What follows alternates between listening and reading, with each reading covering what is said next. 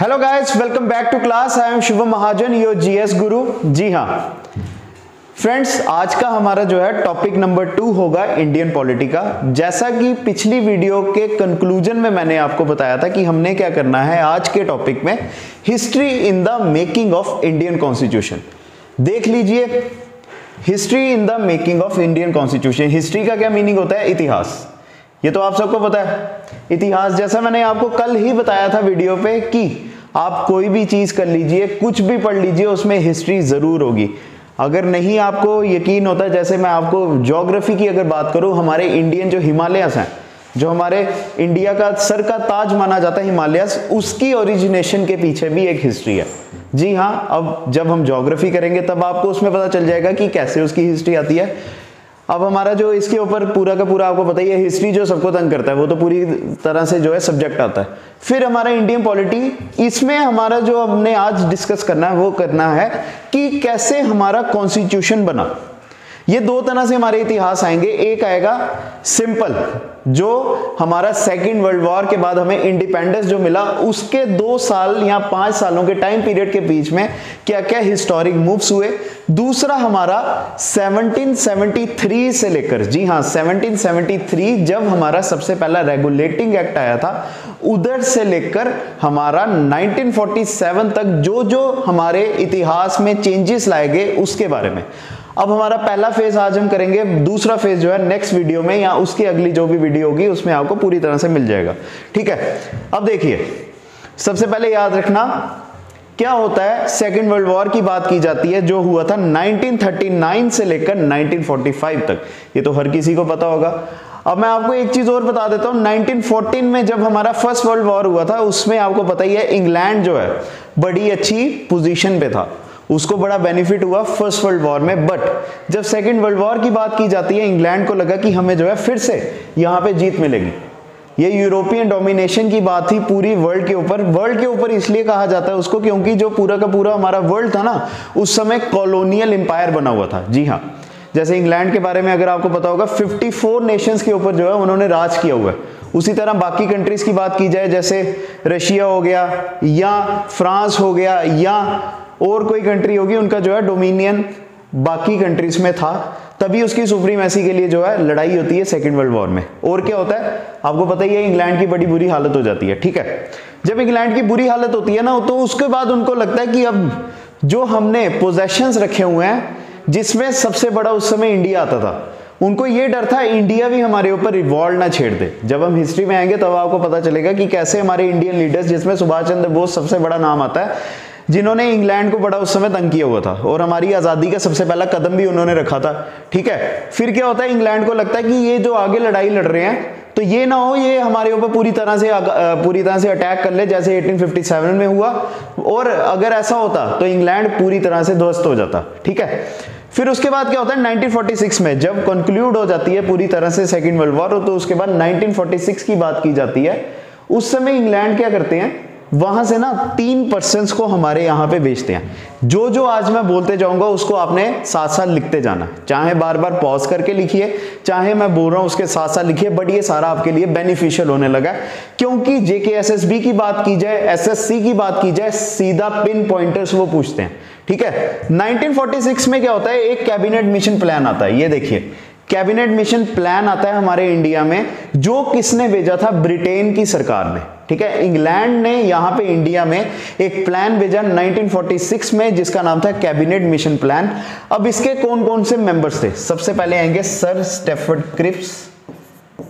ठीक है, sir Stafford Cripps, ये सारे नाम आपने जो है नोट करने हैं। ये वही हैं जो 1942 में भी हमारे इंडिया में क्या लेके आए थे, क्रिप्स मिशन। वो पूरी तरह से फेल हो गया था, बट उनको इंडिया का पता था, इंडियन लीडर्स के साथ उनकी अच्छी तरह से बनती थी, तभी उनको फिर से भेजा गया इंडिया में। बट उस समय थोड़ा कुछ और रूप था, तब नेचर कुछ और था हमारे इंडिया में। अब नेचर जो है पूरी तरह से चेंज हो जाता है। ये हमारे पूरे इंडिपेंडेंस के साथ जो है डील करता है। दूसरे आएंगे हमारे AV अलेक्जेंडर। ठीक है, AV अलेक्जेंडर। थर्ड आएंगे हमारे पैथिक लॉरेंस। सर आप इनके आगे लगा दीजिए। ये 3% क्या करते हैं, इंडिया में आते हैं। आते नहीं है, भेजे जाते हैं ब्रिटेन की सरकार के द्वारा। अब ये नहीं सोचना कि इन्होंने कुछ जो है गलत चीज के लिए यहाँ पे हमारे इंडिया में इनको भेजा था। क्या होता है, हमारे इंडिया में आते हैं, क्या करते हैं, पूरे के पूरे देश के जो है हमारे लीडर्स को इकट्ठा करते हैं। ठीक है, जैसे पंडित जवाहरलाल नेहरू की बात की जाए, महात्मा गांधी जी की बात की जाए, ठीक है, हमारे सरदार वल्लभ भाई पटेल की बात की जाए, और भी जितने प्रोमिनेंट लीडर्स थे, आगे हमने उनके नाम पढ़ने हैं, उन सबको बुलाया जाता है, एक मीटिंग रखी जाती है और उसमें वो जो है हमारे ब्रिटेन की सरकार का डिसीजन हमें बताते हैं। वो क्या कहते हैं कि हम आपको आजाद करने वाले हैं। जी हाँ, अगर 1857 से बात की जाए, 100 साल तक हम लड़ते रहे, 90 साल या 100 साल तक हम लड़ते रहे, किसके लिए, अपने देश को आजाद करने के लिए। बड़े क्रांतिकारी जो थे उन्होंने अपनी जान गंवाई, देश के लिए बलिदान किए, बस एक आजादी के लिए। और वो आजादी का सुनहरा अवसर कब आया, हमारे 1946 के मार्च मंथ में। ठीक है, मार्च मंथ में जो है ये अवसर आता है, और वो हमें पूरी तरह से गारंटीड कहते हैं कि हम आपको छोड़ने लगे हैं, आपका देश आजाद करने लगे हैं। बट जो मैंने अभी वर्ड बोला बट, ठीक है, उन्होंने क्या बोला, हम आपको तभी आजाद करेंगे कि आपको क्या करना पड़ेगा, अपना कॉन्स्टिट्यूशन बनाना पड़ेगा। ठीक है, क्या बोला उन्होंने, अपना कॉन्स्टिट्यूशन जो है खुद बनाना पड़ेगा, देश का संविधान आपने बनाना है। क्यों बनाना है, क्योंकि हमारा जो ऐतिहासिक या हमारी हिस्ट्री जो थी उनको इंडिया की पता थी।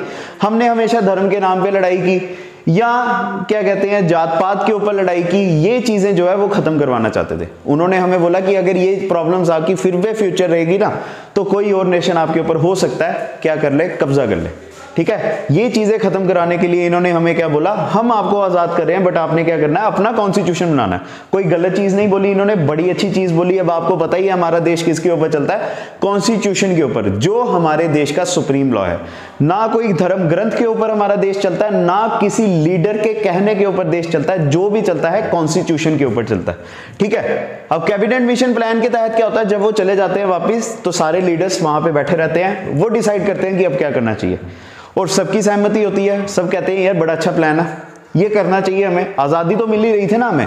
तो फिर उसके ऊपर क्या होता है, एक कॉन्स्टिट्यूएंट असेंबली, जी हाँ, एक कॉन्स्टिट्यूएंट असेंबली का जो है गठन किया जाता है।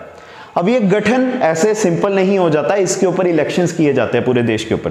ठीक है, पूरे देश के ऊपर इलेक्शंस किए जाते हैं, डिसाइड होता है कि कॉन्स्टिट्यूशन बनाया जाएगा, बट किन के द्वारा जाएगा, जो लोगों ने लीडर्स को चुना होगा। ठीक है, जो लीडर्स लोगों के द्वारा चुने जाएंगे वही लोग क्या करेंगे, हमारे कॉन्स्टिट्यूशन को बनाएंगे, और वो लोग एक क्या करेंगे, असेंबली बनाएंगे। कौन सी होगी वो, कॉन्स्टिट्यूएंट असेंबली। ठीक है, अब क्या होता है, 1946 के मार्च महीने क्या होता है, हमारा कैबिनेट मिशन प्लान आता है।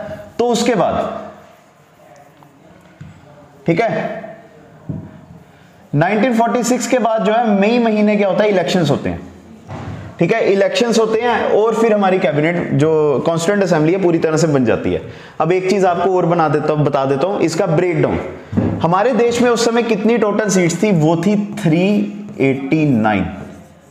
ठीक है, जैसे अगर आज के टाइम पे मैंने आपको कल के लेक्चर में बताया था लोकसभा में कितनी सीटें हैं, 552।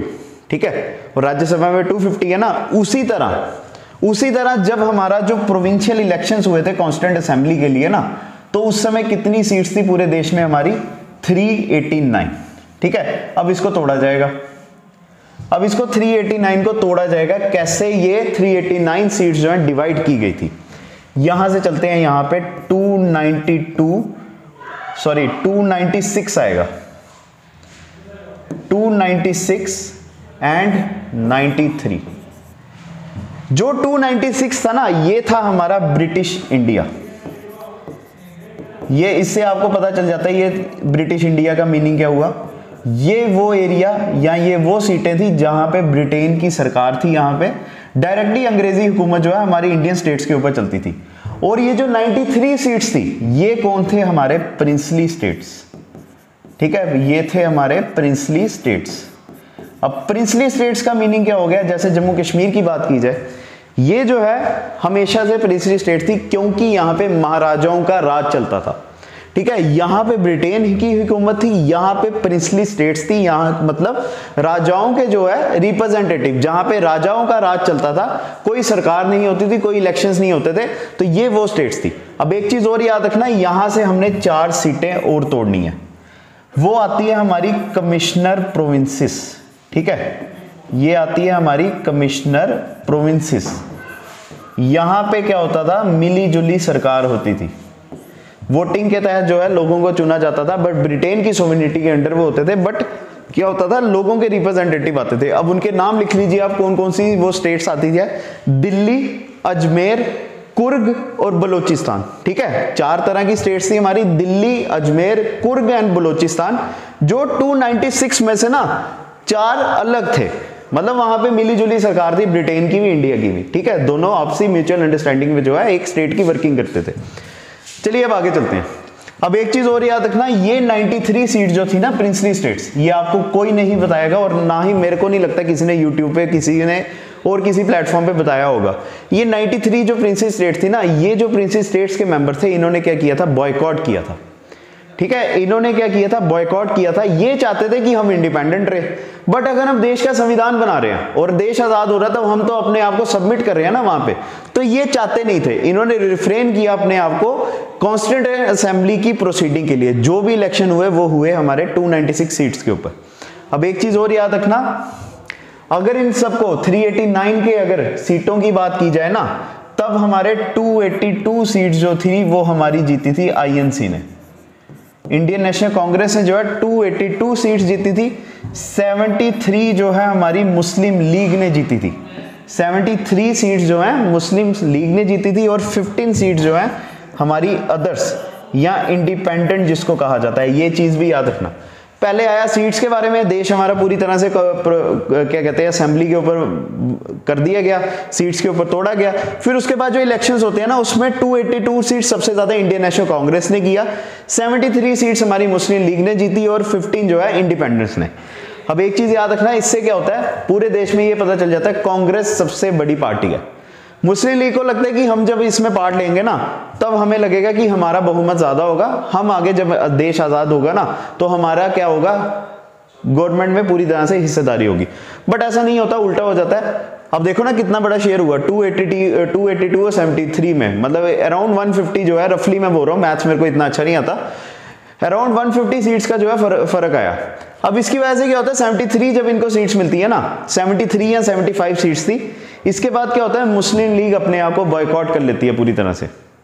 ठीक है, ये क्या करते हैं, कॉन्स्टिट्यूएंट असेंबली से पूरी तरह से बॉयकॉट करते हैं अपने आप को, और ये क्या करते हैं, कहते हैं अब से हमें क्या चाहिए, सेपरेट नेशन चाहिए, जिसका नाम आगे जाके क्या पड़ा, पाकिस्तान।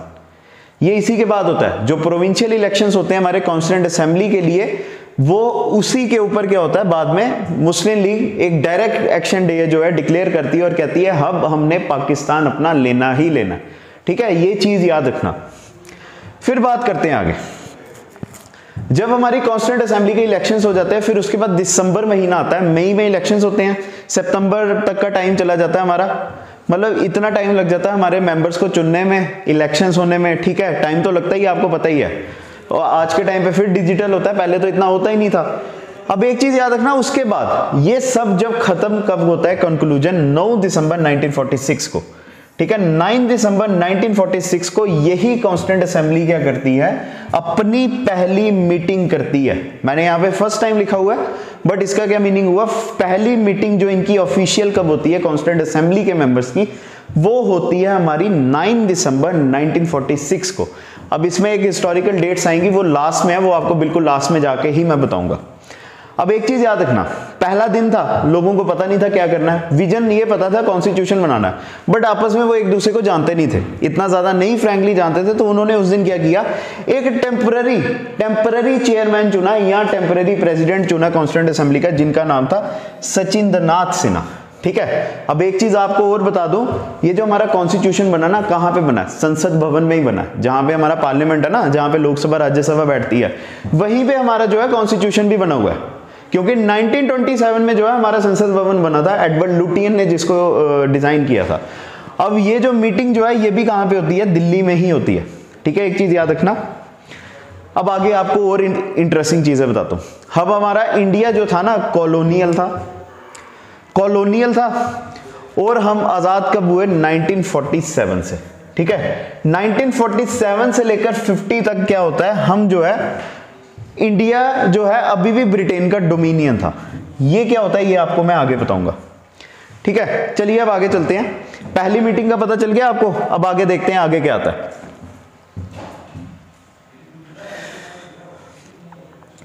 देखो, जब 9 दिसंबर को क्या होता है, सचिंद्रनाथ सिन्हा को क्या किया जाता है, प्रेसिडेंट बनाया जाता है टेम्पररी। तो उसके 2 दिन के बाद क्या होता है, परमानेंट इलेक्शंस होते हैं, ठीक है, जिसमें परमानेंट हमारे प्रेसिडेंट को चुना जाएगा। और कौन प्रेसिडेंट चुने जाते हैं कॉन्स्टिट्यूएंट असेंबली के, हमारे डॉक्टर राजेंद्र प्रसाद, जो भारत के प्रथम राष्ट्रपति भी बने, ठीक है। 11 दिसंबर 1946 को डॉक्टर राजेंद्र प्रसाद को जो है परमानेंट चेयरमैन बनाया गया। और जो वाइस प्रेसिडेंट थे वो थे हमारे प्रोफेसर एच.सी. मुखर्जी, और एक और आएंगे, ठीक है। 2 थे हमारे वाइस प्रेसिडेंट, 2 थे वी.टी. कृष्णमाचारी। ये चीज याद रखना, ये भी शायद आपको शायद ही किसी ने बताया होगा। तो जो हमारे 2 वाइस प्रेसिडेंट कौन बनते हैं 11 दिसंबर को, एच.सी. मुखर्जी और वी.टी. कृष्णमाचारी, और प्रेसिडेंट कौन बनते हैं हमारे डॉक्टर राजेंद्र प्रसाद। अब देखिए आगे 29 अगस्त 1947, एक साल के बाद, मतलब 6-7 महीने के बाद क्या होता है, सबसे इंपॉर्टेंट पर्सन हमारे कॉन्स्टिट्यूशन में, father of the Indian constitution जिसको कहा जाता है, 29 अगस्त 1947 को ये क्या करते हैं, डॉक्टर बी.आर. अम्बेडकर को हमारे ड्राफ्टिंग कमेटी के चेयरमैन बनाते हैं। ड्राफ्टिंग कमेटी वही है जिसने पूरा का पूरा रिटन जो है हमारा कॉन्स्टिट्यूशन लिखा था, ठीक है। स्ट्रेंथ आपको बता दी मैंने 389। अब उसमें से 292 ब्रिटिश गॉन प्रोविंसेस थी, 93 इंडियन स्टेट या प्रिंसली स्टेट्स थी हमारी, 5 ब्रिटेन रिप्रेजेंटेटिव, वैसे 4 आएगा यहाँ पे, ठीक है। चलिए अब आगे। अब उसके बाद एक और हिस्टोरिक डेट आती है हमारी 11 दिसंबर 1946। अब हमारे आपको पता ही है पंडित जवाहरलाल नेहरू क्या थे, भारत के प्रथम प्रधानमंत्री थे, ये तो आपको पता ही है ना। बट जब 1946 में टेम्पररी जो इलेक्शंस हुए थे ना कॉन्स्टिट्यूएंट असेंबली के, तब भी इनको प्रोविंशियल पीएम बनाया गया था, मतलब लीडर ऑफ द हाउस वो तब थे। और इन्होंने ना सबसे जरूरी चीज वहां पे क्या की थी, 13 दिसंबर 1946 को ना ऑब्जेक्टिव रेजोल्यूशंस मूव किए थे, ठीक है। ऑब्जेक्टिव रेजोल्यूशंस, अब क्वेश्चन आता है what is objective resolutions. Objective तो आपको पता चल गया, मकसद। अब क्या होता है, 6 दिसंबर को हमारी जो है कॉन्स्टिट्यूएंट असेंबली बनती है, 9 दिसंबर को पहली मीटिंग होती है, 11 दिसंबर को क्या होता है, वो हमारे परमानेंट प्रेसिडेंट को चुनते हैं। अब देख लो 5 दिन जो है हमारे वेस्ट हो गए एक तरह के। तो फिर ना सारे लोग उस दिन भी 11 दिसंबर को भी आए होते हैं, बातें कर रहे होते हैं। ये मैं अपने तो आपसे बता रहा हूँ, ये मैं पूरा आपको एग्जैक्ट सीन नहीं बता रहा वहां का, ठीक है। पंडित जवाहरलाल नेहरू वहां से खड़े होते हैं लीडर ऑफ द हाउस के तौर पे। वो कहते हैं हम यहाँ पे क्या करने आए हैं, वो कहते हैं हम कॉन्स्टिट्यूशन बनाने आए हैं। बोलते कॉन्स्टिट्यूशन बताओ होता क्या। लोगों ने बताया भी होगा क्या होता है, बट उन्होंने बताया अब बताओ कॉन्स्टिट्यूशन को कंपाइल कैसे करना है। फिर लोगों को समझ नहीं आई, ठीक है। तो यहां से पता चलता है पंडित जवाहरलाल नेहरू कितने विजनरी थे, ठीक है। वो उधर क्या करते हैं, अब देखो कॉन्स्टिट्यूशन हमने बनाना है, उसी के लिए आए हैं, तो हमने क्या करना है, मैं आपके सामने कुछ शर्तें रखने लगा हूं जिनको ऑब्जेक्टिव रेजोल्यूशन ही कहते हैं। ये शर्तों के तहत अगर कॉन्स्टिट्यूशन बनेगा ना, फिर हमारा मकसद पूरा होगा, ठीक है। तो ये ऑब्जेक्टिव रेजोल्यूशन इन्होंने ही लाए थे 13 दिसंबर को।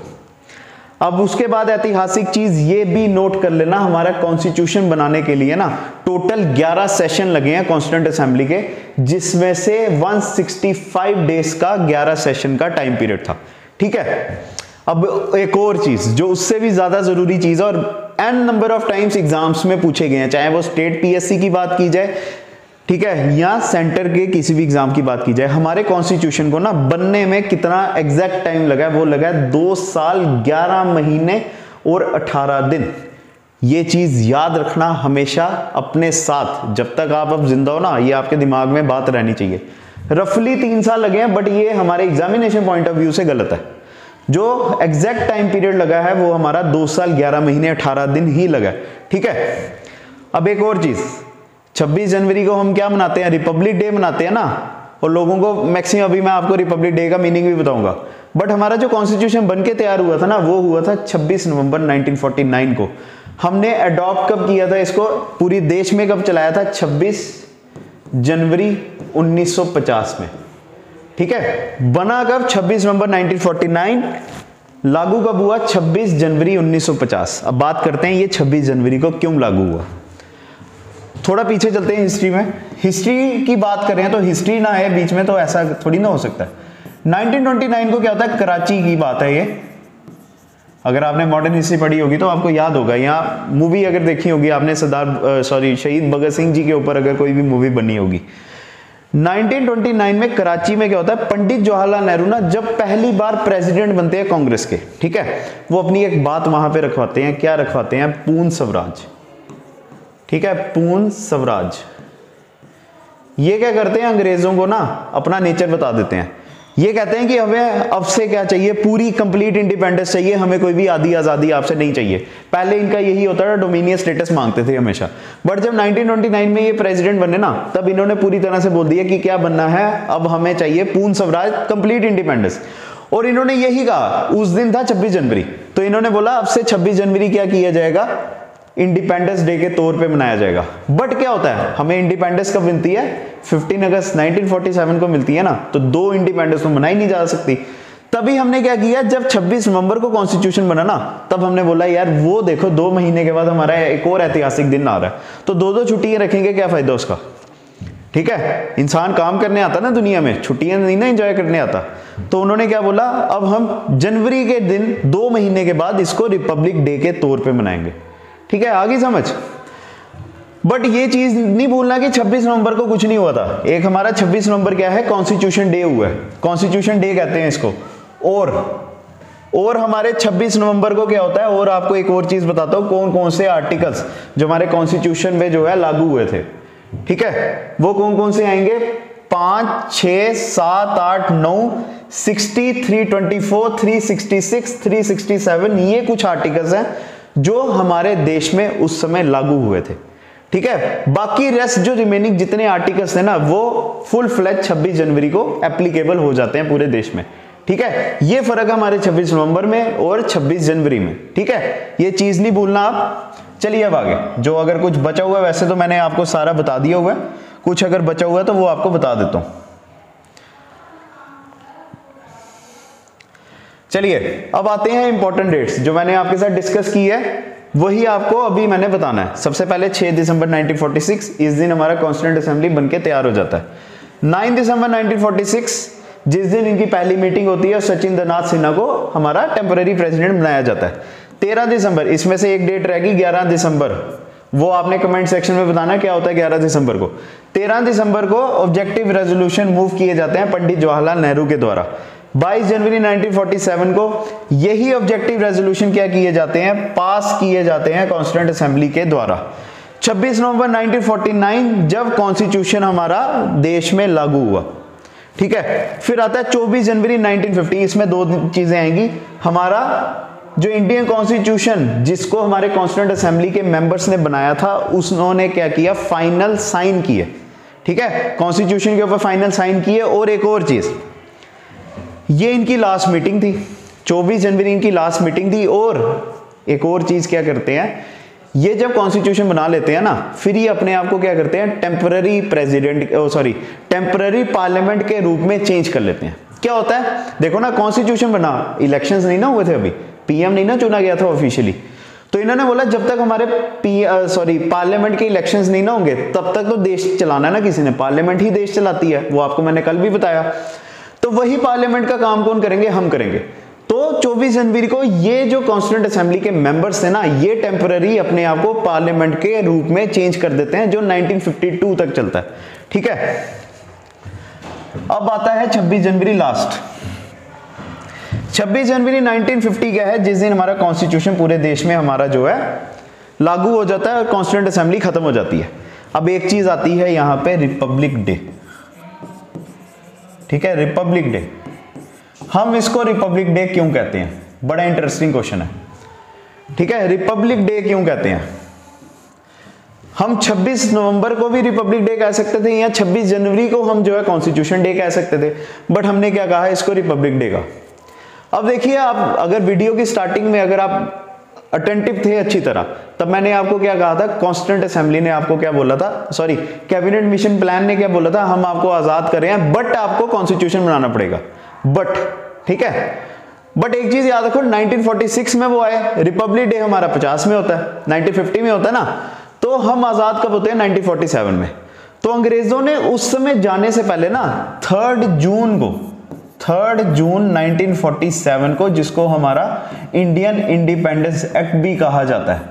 इस समय क्या होता है, अंग्रेजों ने इंडियन इंडिपेंडेंस एक्ट के थ्रू क्या बोला, हम जा रहे हैं यहां से, आपने अपना वादा पूरा नहीं किया, हमने अपना वादा पूरा कर दिया, हम आपको आजाद करके जा रहे हैं, बट ना हम आपको एक टेम्पररी आजादी देके जा रहे हैं। उसी को कहा जाता है डोमिनियन स्टेटस। ठीक है, उसी को डोमिनियन स्टेटस कहा जाता है। इन्होंने कहा था कि 14 और 15 अगस्त को 2 डोमिनियन बनाए जाएंगे, इंडिया और पाकिस्तान। ठीक है, ये इंडिया और पाकिस्तान तब तक हमारे डोमिनियन में रहेंगे जब तक इनका कॉन्स्टिट्यूशन नहीं बन जाता।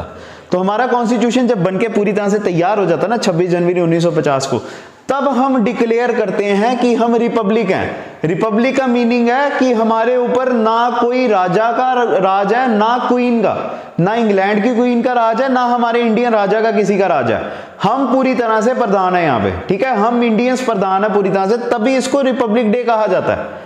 ठीक है, अब आपको पता चल गया, सारी डेट्स पता चल गई। हिस्ट्री आज हमारी जो है टेम्पररी, जो 1946 से लेकर 50 तक की जो हमारी हिस्ट्री थी ना, वो खत्म हो जाती है। 26 जनवरी का आपको पता चल गया क्यों इसको रिपब्लिक डे कहा जाता है। और अगर आपसे कभी कोई प्रैंक वाले अगर पूछते हैं ना 26 जनवरी क्यों है, तो आप बेधड़क आप उसको आंसर दे सकते हो। ठीक है, बड़ी बार मैंने देखा है लोग पूछते हैं क्यों रिपब्लिक डे कहा जाता है, हम लोग नहीं बता पाते हैं।